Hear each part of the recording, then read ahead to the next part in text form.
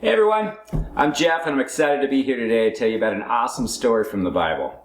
The story is all about our monthly life app, Patience, waiting for later for what you want now. That's a hard one.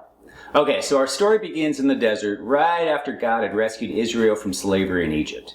God had brought out the Israelites safely out of Egypt and been guiding and feeding them up to this point.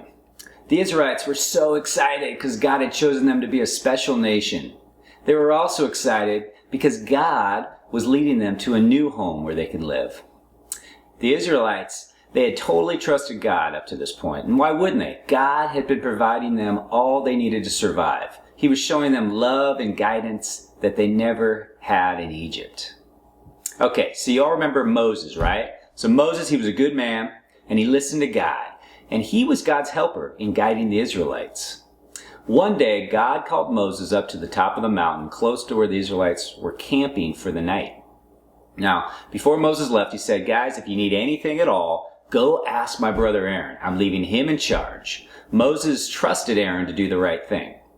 Well, it turns out Moses was gone for like a really long time. He was gone for a number of days and it turned into weeks. And the Israelites, they started getting impatient. You see, even though they saw how God loved them, Moses was the person who would tell them about God. Without Moses there, they started to forget all the times that God cared for them, and they began thinking God had left them alone in the desert.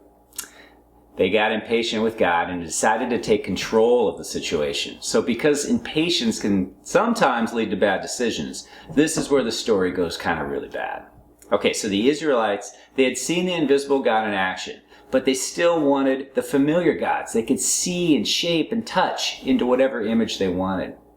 So they called Aaron over. Now you remember Aaron, right? He's the guy Moses left in charge. And they demanded he make a god who will lead them and something that they can worship. They shouted at Aaron. They said, this Moses, he's brought us out of Egypt, but we don't know where he is. Aaron was intimidated by their demands and he actually agreed. He asked that they take off all their gold jewelry and he melted it down and made what looked like a calf, kind of a baby cow. Aaron held up this object and he proclaimed, Israel, here is your God who brought you out of Egypt. The Israelites, they called this calf their God. The people brought sacrifices to honor the golden calf. They ate and drank and they danced wildly in front of it. Seems strange, right? Worshipping a man-made object as if it were God.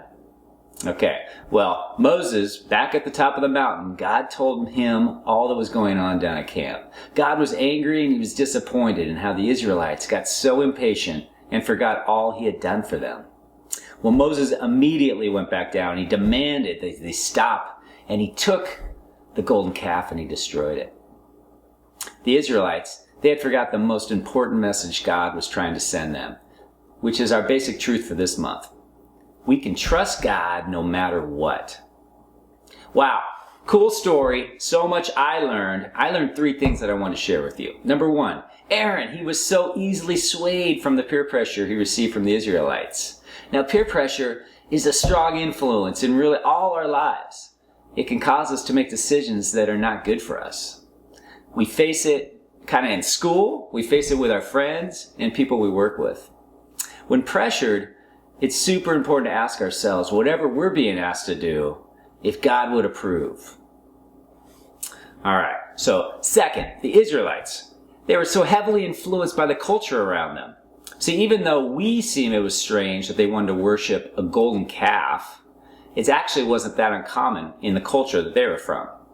See, back in Egypt, they worshipped bulls, and in the lands that they were traveling through, the people that lived there, they worshipped all kinds of man-made objects and animals as if they were God. But newsflash, it's no different here in the Northwest. Everywhere we look, our culture places objects and stuff and man-made things above God, and it's so easy to fall into that trap.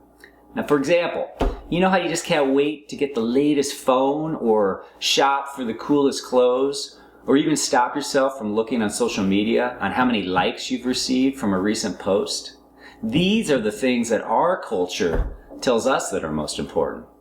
Now, none of them are necessarily bad, but when it's all we can think about and it becomes more important than listening and talking to God, then it could actually become a form of worship. The trap is that things can become what we think define us rather than our relationship with God. Now, moms and dads, we're not immune to this at all. So we worship money, houses, cars, success at work, status, and unfortunately the list goes on and on.